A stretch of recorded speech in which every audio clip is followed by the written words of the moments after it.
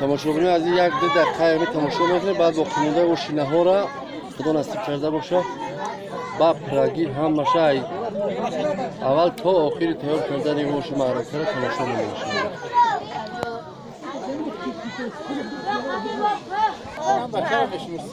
اوش چخله اوش خوبه؟ عبدالرحمن اوش چخله اوش خوبه؟